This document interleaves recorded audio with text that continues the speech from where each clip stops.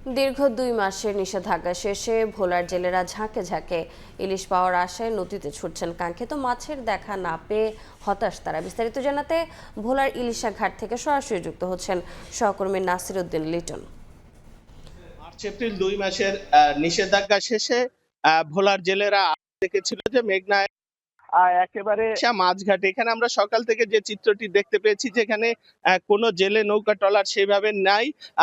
ব্যবসায়ীরা অনেকটা একেবারে অলস সময় কাটাচ্ছেন। যে ঘাটটিতে এই সময় জেলেদের উপস্থিতিতে সরগরম থাকার কথা এবং ব্যবসায়ীরাও মাছ বেচা কিনা থাকার কথা, সেটা কিন্তু এখন নাই। আমরা দেখতে পাচ্ছি যে একদম শুনশান নীরবতা পালন করছে।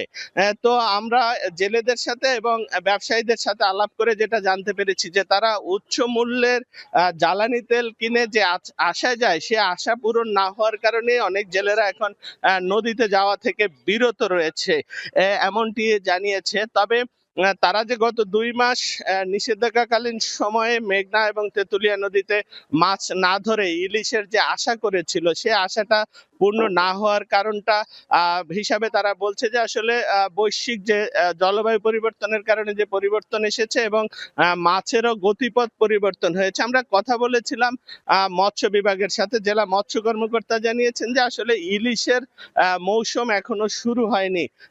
জুন জুলাই থেকে তারা আসলে মৎস্য বিভাগ ইলিশের মৌসুম ধরে থাকে।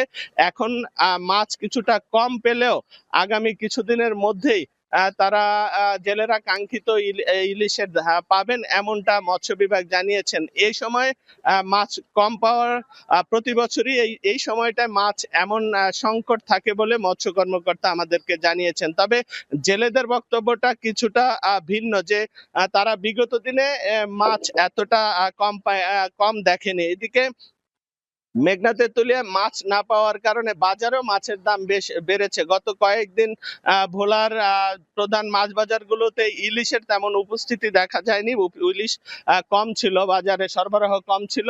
অন্যান্য যে মাছ ছিল সেগুলোর দামও বেশি দামে বিক্রি হতে দেখা গেছে। এদিকে জেলেরা এই নিষেধাজ্ঞাকালীন সময় যে সরকারি সহায়তা পাওয়ার কথা, আমরা জেনেছি যে ভোলার অধিকাংশ ইউনিয়নেই পুরোপুরি ভাবে এই জেলে সহায়তার চালগুলো এখন পর্যন্ত বিতরণ করা হয়নি।